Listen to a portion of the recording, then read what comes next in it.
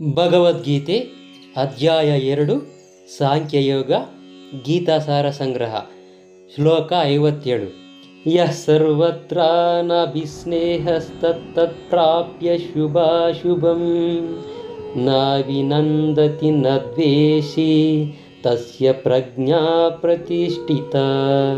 ಅನುವಾದ: ಈ ಒಂದು ಐಹಿಕ ಜಗತ್ತಿನಲ್ಲಿ ಒಳ್ಳೆಯದಾಗಲಿ ಕೆಟ್ಟದಾಗಲಿ ಯಾರ ಮನಸ್ಸನ್ನು ಸೇರುವುದಿಲ್ಲವೋ, ಯಾರು ಅದನ್ನು ಹೊಗಳುವುದೂ ಇಲ್ಲವೋ ತೆಗಳುವುದೂ ಇಲ್ಲವೋ ಅಂತಹವರು ಪರಿಪೂರ್ಣ ಜ್ಞಾನದಲ್ಲಿ ಸ್ಥಿರವಾಗಿ ಇರುತ್ತಾರೆ. ಇದರ ಭಾವಾರ್ಥ: ಐಹಿಕ ಜಗತ್ತಿನಲ್ಲಿ ಯಾವಾಗಲೂ ಕೂಡ ಏರುಪೇರುಗಳು ಅನ್ನೋದು ಆಗುತ್ತಾ ಇರುತ್ತೆ. ಇದು ಒಳ್ಳೆಯದಾಗಿರಬಹುದು ಅಥವಾ ಕೆಟ್ಟದಾಗಿರಬಹುದು.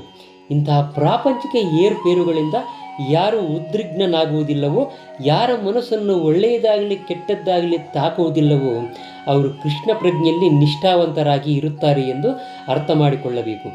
ಈ ಪ್ರಪಂಚವೇ ದ್ವಂದ್ವಮಯವಾಗಿದ್ದು, ಆದ್ದರಿಂದ ಮನುಷ್ಯನು ಈ ಐಹಿಕ ಪ್ರಪಂಚದಲ್ಲಿ ಇರುವವರೆಗೆ ಒಳ್ಳೆಯದರ ಮತ್ತು ಕೆಟ್ಟದರ ಸಾಧ್ಯತೆ ಇದ್ದೇ ಇರುತ್ತದೆ.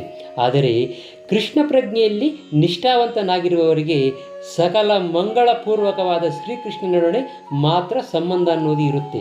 ಆದ್ದರಿಂದ ಶುಭ ಅಶುಭಗಳಿಂದ ಬಾಧಿತನಾಗುವುದಿಲ್ಲ. ಇಂತಹ ಕೃಷ್ಣ ಪ್ರಜ್ಞೆಯು ಮನುಷ್ಯನನ್ನು ಪರಿಪೂರ್ಣವಾದ ಅಲೌಕಿಕ ಸ್ಥಿತಿಯಲ್ಲಿ ಇರುವಂತೆ ಮಾಡುತ್ತದೆ. ಈ ಸ್ಥಿತಿಯನ್ನು ಸಮಾಧಿ ಎಂದು ಕರೆಯುತ್ತಾರೆ. ಶ್ಲೋಕ 58 ಯದಾ ಸಂಹರತೆ ಚಾಯಂ ಕೂರ್ಮೋ ಜ್ಞಾನೇವ ಸರ್ವಶಃ ಇಂದ್ರಿಯಾರ್ಥೇಭ್ಯಸ್ತಸ್ಯ ಪ್ರಜ್ಞಾ ಪ್ರತಿಷ್ಠಿತ.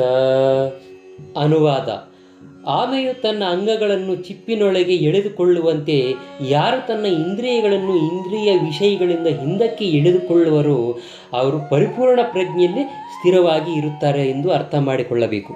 ಇದರ ಭಾವಾರ್ಥ: ಒಬ್ಬ ಯೋಗಿಯ, ಭಕ್ತನ ಅಥವಾ ಆತ್ಮ ಸಾಕ್ಷಾತ್ಕಾರ ಪಡೆದವನ ಪರೀಕ್ಷೆಯು ಆತನು ತನ್ನ ಯೋಜನೆಗೆ ಅನುಗುಣವಾಗಿ ಇಂದ್ರಿಯಗಳನ್ನು ನಿಯಂತ್ರಿಸಬಲ್ಲನು ಅಥವಾ ನಿಯಂತ್ರಿಸಿಕೊಳ್ಳಲು ಆಗುವುದಿಲ್ಲವೋ ಎನ್ನುವುದು. ಬಹುಮಂದಿ ಇಂದ್ರಿಯಗಳ ಸೇವಕರಾಗಿರುತ್ತಾರೆ ಮತ್ತು ಇಂದ್ರಿಯಗಳು ಬಯಸಿದಂತೆ ನಡೆದುಕೊಳ್ಳುತ್ತಾರೆ. ಯೋಗಿಯ ಸ್ಥಿತಿ ಏನು ಎನ್ನುವ ಪ್ರಶ್ನೆಗೆ ಇದೇ ಉತ್ತರ. ಇಂದ್ರಿಯಗಳನ್ನು ವಿಷಸರ್ಪಗಳಿಗೆ ಹೋಲಿಸುತ್ತಾರೆ. ಅವು ಯಾವ ನಿರ್ಬಂಧವಿಲ್ಲದೆ, ಹೊಣೆಯಿಲ್ಲದೆ ನಡೆದುಕೊಳ್ಳಲು ಬಯಸುತ್ತವೆ. ಸರ್ಪಗಳನ್ನು ನಿಯಂತ್ರಿಸುವ ಹಾವಾಡಿಗನಂತೆ ಯೋಗಿ ಅಥವಾ ಭಕ್ತನು ಶಕ್ತನಾಗಿ ಇರಬೇಕು. ಅವು ಸ್ವತಂತ್ರವಾಗಿ ಕಾರ್ಯಪ್ರವೃತ್ತವಾಗಲು ಆತನು ಅವಕಾಶವನ್ನೇ ಕೊಡಬಾರದು.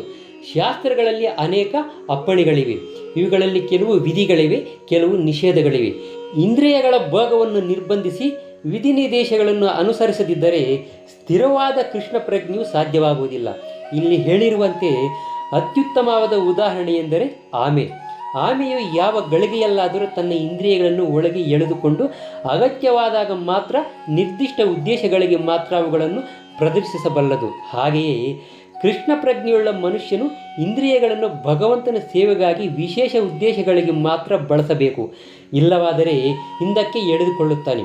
ಅರ್ಜುನನು ತನ್ನ ಇಂದ್ರಿಯಗಳನ್ನು ತನ್ನ ತೃಪ್ತಿಗಾಗಿಯೇ ಬಳಸದೆ ಭಗವಂತನ ಸೇವೆಗಾಗಿ ಬಳಸಬೇಕೆಂದು ಇಲ್ಲಿ ಉಪದೇಶಿಸಲಾಗಿದೆ.